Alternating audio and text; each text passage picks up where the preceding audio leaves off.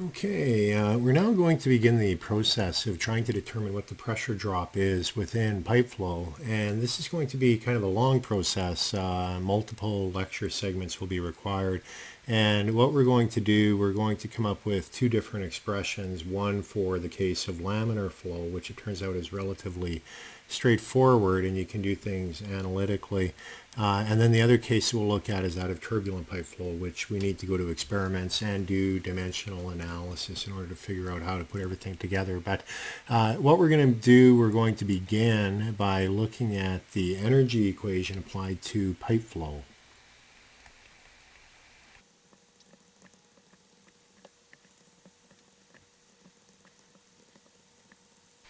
So what we're going to consider is the case of a pipe section that goes through an angle, an elbow, and it is reducing the diameter as we go through that elbow. So we'll begin by sketching out our pipe.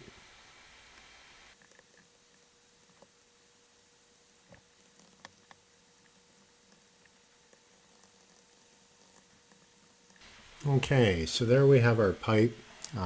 And what we've done is we've also sketched a control volume in the inside of it. And so what we're going to do, we're going to apply the energy equation for a control volume, and we're going to go through and take a look at some analysis with that.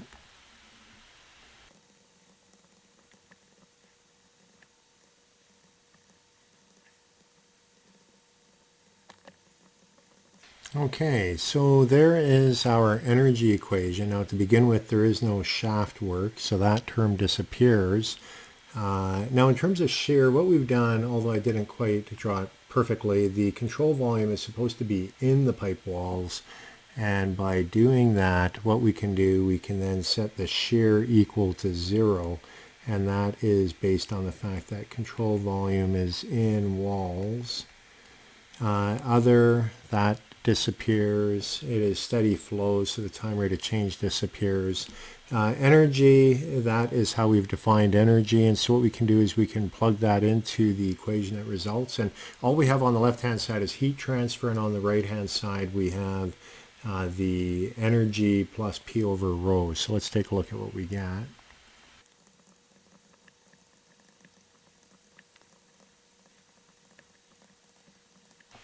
Okay, so that's what we get for our energy equation.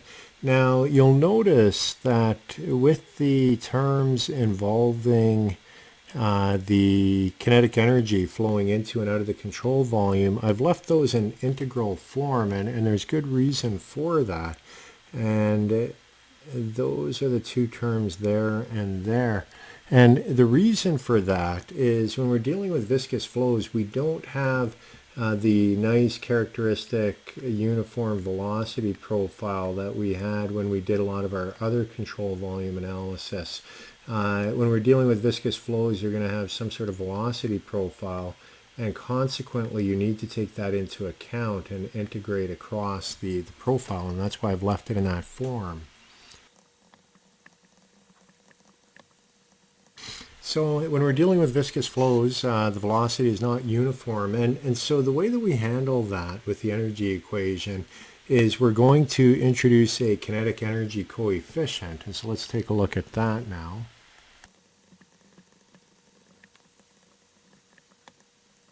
So what we have here is I've introduced this kinetic energy coefficient. And if you look at what is within both integrals, right now they're identical.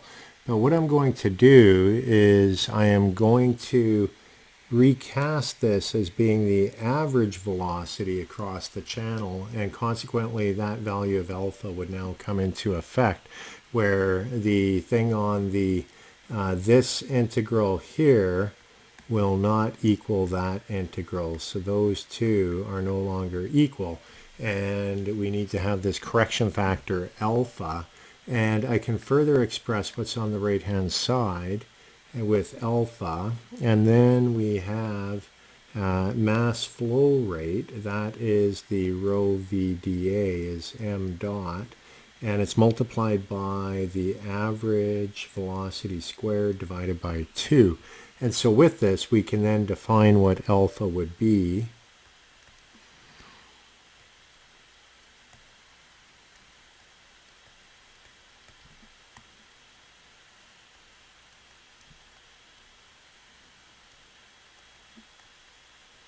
So we get that as the definition for this kinetic energy coefficient alpha, and we'll see that in the energy equation when we're dealing with pipe flow.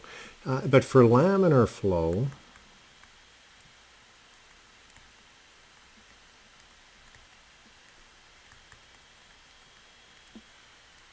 it turns out that this kinetic energy coefficient alpha is 2.0, and for turbulent flow,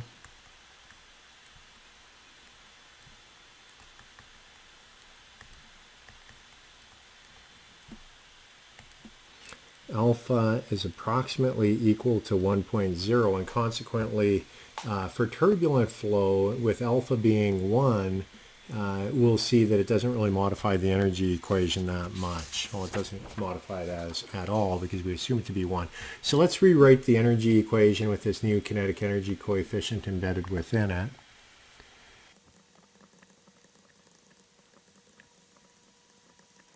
And so we get that expression there. What I'm going to do is divide by the mass flow rate and rearrange.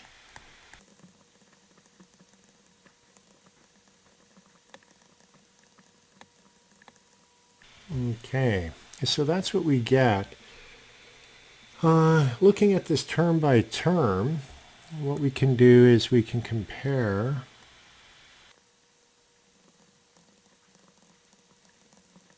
So those first two terms that we have there, the one on the left and then the right-hand side of the equation, that is mechanical energy per unit mass at location 1 and location 2.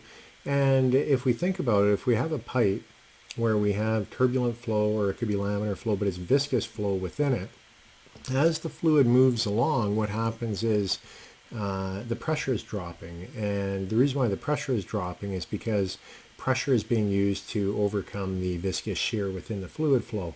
And consequently, the mechanical energy is dropping. And where is that energy going? If we look at pipe flow, it's moving along pressure, so a delta P is driving the flow. And that energy is going into viscous shear. And that viscous shear is then represented in these next two terms on the right-hand side here.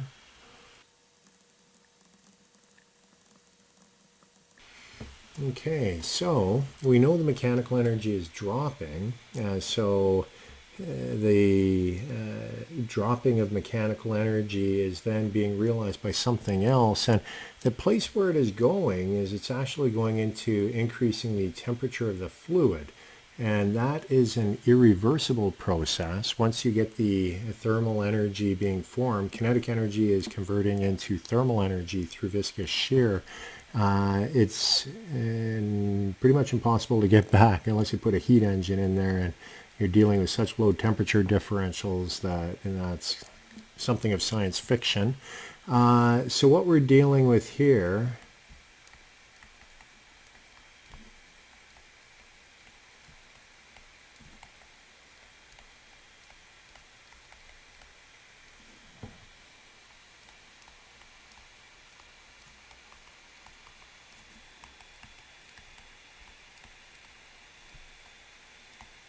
the first term on the right, the U2 minus U1, that's actually a realization of mechanical energy going into internal energy. If you remember from thermodynamics, we have du is CV dt. So essentially, you can integrate that if you assume constant specific heats, or even variable, you can have it in table form. But you get U2 minus U1 would then be CV times T2 minus T1. So what we see happening here is the change in internal energy is being realized by an increase in temperature of the fluid. And when you increase the temperature, you can have heat transfer going on. And that's what the last term on the right-hand side is telling us.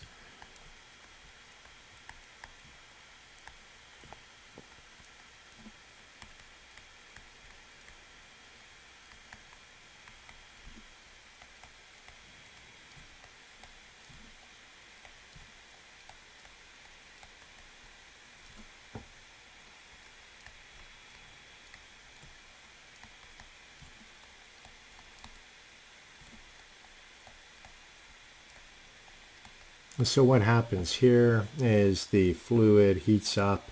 You have convection, so I guess you would have Q convection here, and then you would have Q conduction going through the walls.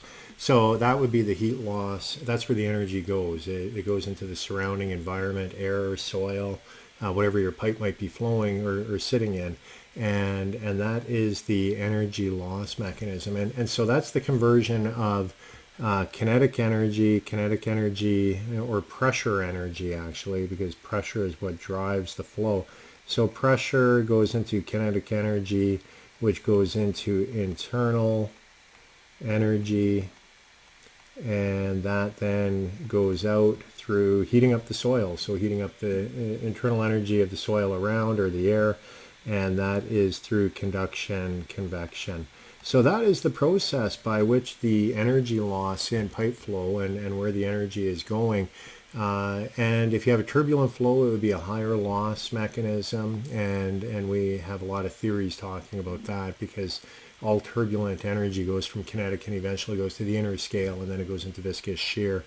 We won't be getting into a lot of that in this course, but with that, the reason why that is important is what we're going to do.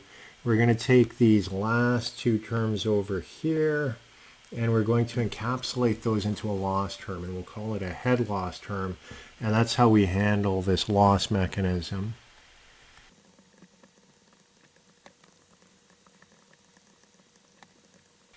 And so what we do is we lump those irreversible terms into this head loss, and we'll call it a head loss parameter HF.